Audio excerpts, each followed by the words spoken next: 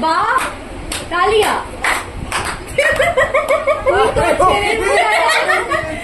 ছেলেতে জায়গা তুলি দিয়ে আলাদাই মজা আছে, সব লাল দেখাচ্ছে।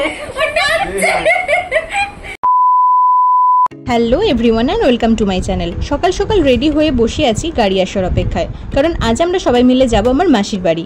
কেন সেটা তোমরা ভিডিওতে পরে দেখতে পাবে।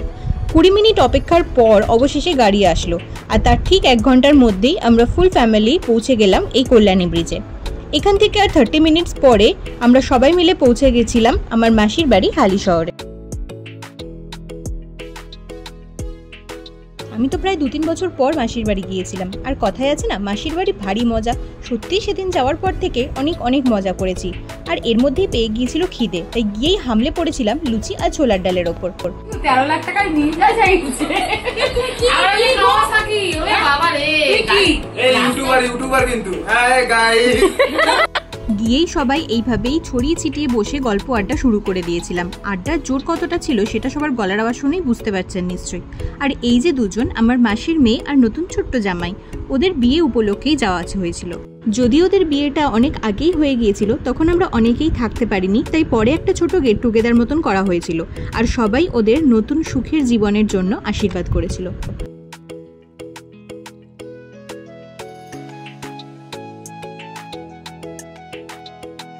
আশীর্বাদ শেষে নতুন জামাই ছোট ছোট শালিদেরকে কিন্তু মিষ্টিমুখ করিয়ে দিয়েছিল।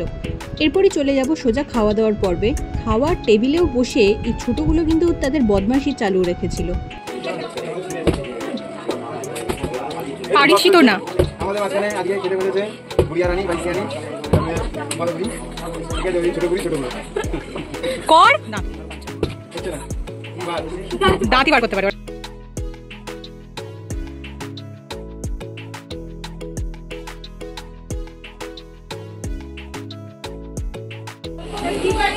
খাবার দাবার কেমন হয়েছে?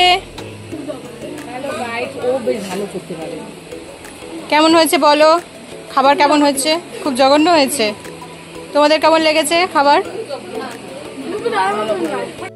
খাবারের মেনুতে ছিল 5 রকম ভাজা, ভেজ ডাল, চিপস, দই কাতলা, মাটন, চাটনি, পাঁপড়, মিষ্টি দই, আরো অনেক কিছু। আমার কিন্তু খাবারগুলো বেশ ভালো লেগেছে। জানি ওর ভিডিওগুলোতে আমি নেই, আমি যেখানে আছি সেখানে কেটে দিয়েছে। মেজদি পুরো পাত পরিষ্কার করে খেয়ে নিয়েছে, আমি আর মেটে পাইনি।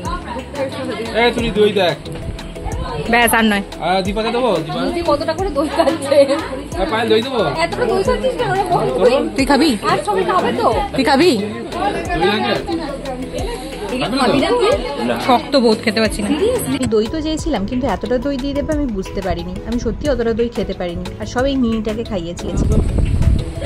ভালো লাগছে না খেতে, তাও জোর করে খাওয়াচ্ছে। দেখো গাইস, এই মেয়েটা খাবার নষ্ট করছে, পাটের দিকে দেখাও। ওই দেখো খাবারটা নষ্ট করছে, কেমন ফালতু। সরে যা, খেতে দিচ্ছে এখানে, ঠিক আছে? ওই খাইয়ে দে একটু, মিনিকে খাইয়ে দে।